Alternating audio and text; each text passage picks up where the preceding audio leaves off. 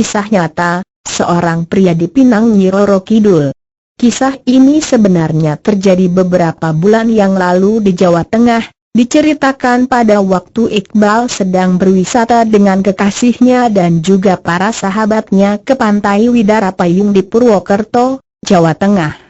Iqbal benar-benar menikmati suasana keindahan pantai tersebut serta kesejukan udara yang membius sehingga Iqbal merasa ingin sekali menepi ke pantai untuk merebahkan tubuhnya di pasir sambil memandangi para sahabatnya yang sedang bermain air di pantai yang turut diikuti pula oleh kekasihnya yaitu Asih, nama samaran, yang dimana dalam benak Iqbal ingin sekali ditemani pula oleh kekasihnya. Namun Iqbal membiarkannya karena tidak enak mengganggu kekasihnya yang sudah larut dalam kegembiraannya bersama teman-temannya. Tidak lama kemudian seiring angin yang sejuk membuat mata Iqbal mengantuk dan tertidur pulas tanpa disadari ternyata azan maghrib sudah terdengar namun entah kenapa mata Iqbal masih teramat ngantuk dan hanya melihat lirik di sekelilingnya yang sudah tidak ada orang sama sekali termasuk kekasihnya yaitu Asih yang di dalam benaknya kenapa tidak membangunkannya.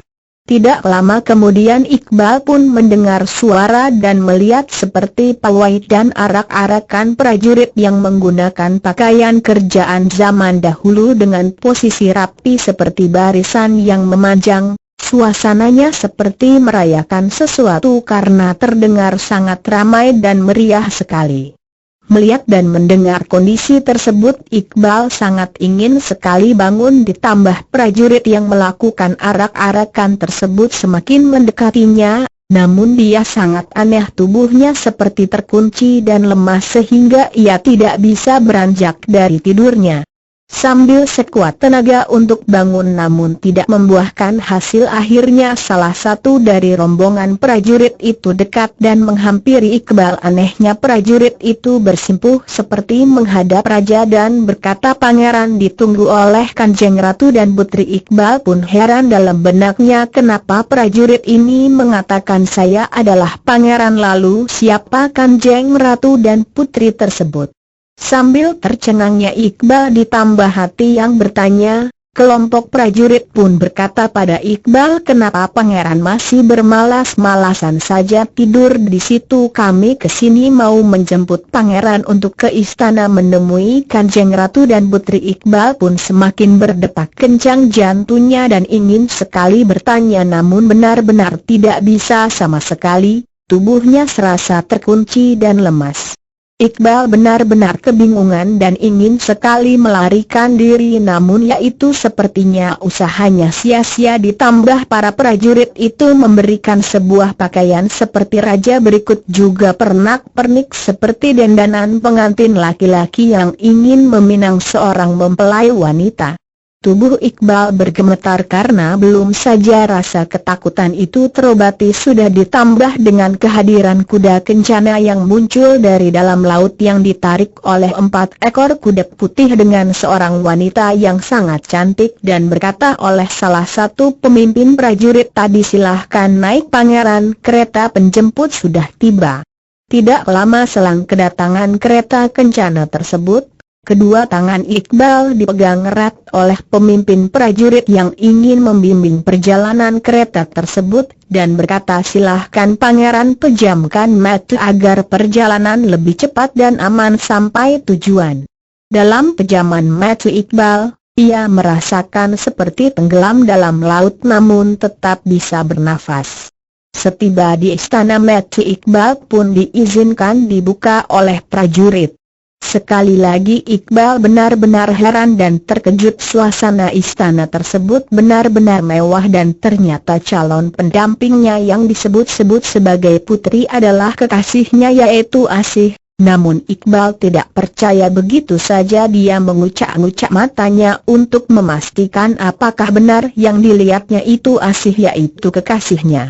Berselangnya waktu akhirnya perayaan pernikahan tersebut berlangsung sangat meriah namun dalam benak Iqbal tetap terasa aneh yang membuat Iqbal hanya terdiam dan tertegun menjalani ritual pernikahan tersebut.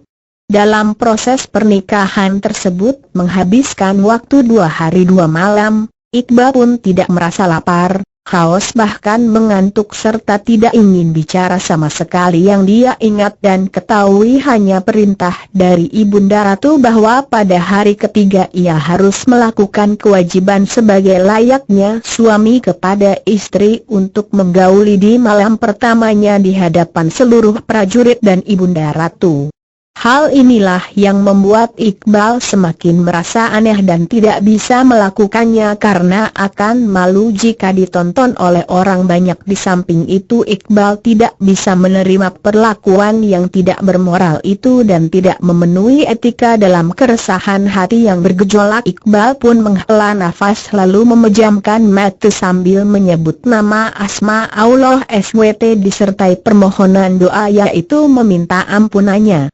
Tak lama selang Iqbal menyebut Asma Allah SWT, tak disangka dan tidak diduga istana tersebut bergoncang bagai terkena gempa berkekuatan dahsyat sehingga istana itu hancur dan Iqbal pun merasa pusing berputar-putar, lalu tidak sadarkan diri.